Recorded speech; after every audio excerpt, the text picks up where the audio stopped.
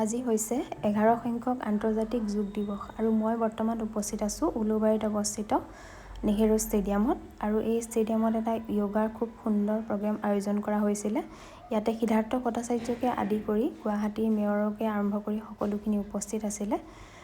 আৰু যোগ মানে হৈছে সকলো ধৰণৰ নকাৰাত্মক ভাৱ যেনে ঘৃণা, ঈৰ্ষা, দেও আদিৰ পৰা মুক্ত হৈ সকলোৰে লগতে প্ৰেম, মৰম, ভালপোৱা, বুজাবুজি, সহযোগিতা, সহানুভূতি আদি ভাৱেৰে উদ্ধৃত হৈ সকলো মানুহৰ লগতে সকলো পৰিস্থিতিতে সমতা ৰক্ষা কৰি শৰীৰ আৰু মনক প্ৰণালীবদ্ধভাৱে প্ৰশিক্ষণ দি আৰু আত্মা আৰু মনৰ মাজত সংহতি আৰু ঐক্য স্থাপন কৰা হৈছে যোগ।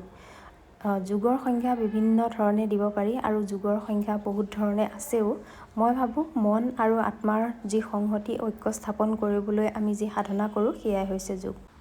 আজিৰ এই দিনটোৱে সমগ্ৰ বিশ্বৰ মানুহক স্বাস্থ্যৰ মননশীলতা আৰু আত্মসচেতনতাৰে ভৰা বতৰাৰ যাত্ৰাত সহায় কৰে। ভাৰতৰ পৰা উৎপত্তি হোৱা আৰু সমগ্ৰ বিশ্বৰ লাখ লাখ মানুহৰ জীৱন স্পৰ্শ কৰিব পৰা যোগৰ এই কালজয়ী উপহাৰক সন্মান জনোৱা এটা দিন। যোগ দিৱসে আমাক অকণমান থমকি ৰ'বলৈ, নিজৰ সৈতে একাত্ম হ'বলৈ আৰু গভীৰভাৱে উশাহ ল'বলৈ সোঁৱৰাই দিয়ে। এই যোগ দিৱস মাননীয় প্ৰধানমন্ত্ৰী শ্ৰী নৰেন্দ্ৰ মোদী ডাঙৰীয়াই আয়ুষ মন্ত্ৰণালয় আৰু ভাৰত চৰকাৰৰ নেতৃত্বত নতুন দিল্লীৰ ৰাজপথত আয়োজিত যোগ প্ৰদৰ্শনৰ নেতৃত্ব কৰে। 11 ডিচেম্বৰ 2014 বৰ্ষৰ সংযুক্ত ৰাষ্ট্ৰ মহাসভাই 193 সংখ্যক সদস্যভুক্ত দেশৰ ভিতৰত অভিলেখ সংখ্যক 177খন দেশৰ সমৰ্থনসহ প্ৰতি বছৰে 21 জুন তাৰিখে আন্তৰ্জাতিক যোগ দিৱস পালন কৰিবলৈ সিদ্ধান্ত গ্ৰহণ কৰে। সমগ্ৰ বিশ্বৰ কোটি কোটি লোকে পুনৰ উৎসাহেৰে 2015 চনৰ 21 জুনত প্ৰথমবাৰৰ বাবে আন্তঃৰাষ্ট্ৰীয় যোগ দিৱস ৰূপে পালন কৰে। এই বছৰৰ আন্তঃৰাষ্ট্ৰীয় যোগ দিৱসৰ বিষয়বস্তু হৈছে মানৱ জাতিৰ বাবে যোগ। বৰ্তমান ব্যস্ততাপূৰ্ণ জীৱন যাত্ৰাত চাকৰিয়ালসকল আৰু প্ৰত্যেকেই যোগ চৰ্চা কৰাটো উচিত। আধুনিক জীৱন যাত্ৰাত মানুহৰ মন উদ্বিগ্নতা আৰু হতাশাৰে ভৰি পৰিছে, যাৰ ফলত মানুহৰ ব্যক্তিগত সামাজিক শান্তি বিনষ্ট হৈছে। ফলস্বৰূপে নতুন নতুন ৰোগে মানুহক আক্ৰান্ত কৰিছে, যেনে ডায়েবেটিছ, উচ্চ ৰক্তচাপ, স্পণ্ডলাইটিছ, কোষ্ঠকাঠিন্য, মূৰৰ বিষ, নিদ্ৰাহীনতা ইত্যাদি। নিয়মিত যোগাসনৰ অভ্যাসৰ ফলত আমাৰ শিৰা উপশিৰা আৰু মাংসপেশীৰ ৰক্ত সঞ্চালন বৃদ্ধি হয় আৰু সেই ঠাইত ৰোগ নিৰাময় হয়।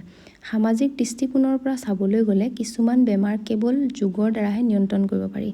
উদাহৰণ যেনে মেদবহুলতা, উচ্চ ৰক্তচাপ, মধুমেহ, মানসিক অৱসাদ, এনজাইমা, মাইগ্ৰেইন, কঁকালৰ বিষ, পেৰালাইচিছ, থাইৰয়ড ইত্যাদি ৰোগ।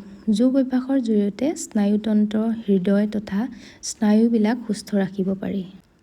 বৰ্তমান সময়ত আমাৰ ছাত্ৰ-ছাত্ৰী আৰু যুৱক-যুৱতীৰ বাবেও যোগ অভ্যাসৰ প্ৰয়োজনীয়তা আছে, কাৰণ এখন দেশৰ ভৱিষ্যত নিৰ্ভৰ কৰে সেই দেশৰ নতুন প্ৰজন্ম বা ছাত্ৰ-ছাত্ৰী, যুৱক-যুৱতীৰ ওপৰত। ছাত্ৰ-ছাত্ৰীসকলে নিয়মিত যোগাভ্যাস কৰিলে সুন্দৰ স্বাস্থ্যৰ গৰাকী হোৱাৰ উপৰিও বৌদ্ধিক বিকাশ, মানসিক শক্তি, ধৈৰ্য শক্তি, সুচৰিত্ৰৰ অধিকাৰী হৈ উঠিব। আজিৰ ছাত্ৰ সমাজৰ বহুতেই বিভিন্ন কুকৰ্মৰ লগত জড়িত হোৱা দেখা গৈছে। যোগে নিচাজাতীয় দ্ৰব্য সেৱন কৰা বদ অভ্যাস পৰিহাৰ কৰাত বিশেষভাৱে সহায় কৰে। মানৱ জাতি যিটো সময়ত ক'ভিড মহামাৰীৰ সৈতে যুঁজ দি আছিল, সেই সময়তো যোগ অভ্যাসে আমাৰ শৰীৰত ৰোগ প্ৰতিৰোধ ক্ষমতা বঢ়াই আমাক শাৰীৰিক আৰু মানসিকভাৱে সুস্থ সবল কৰি ৰখাত সহায় কৰিছে।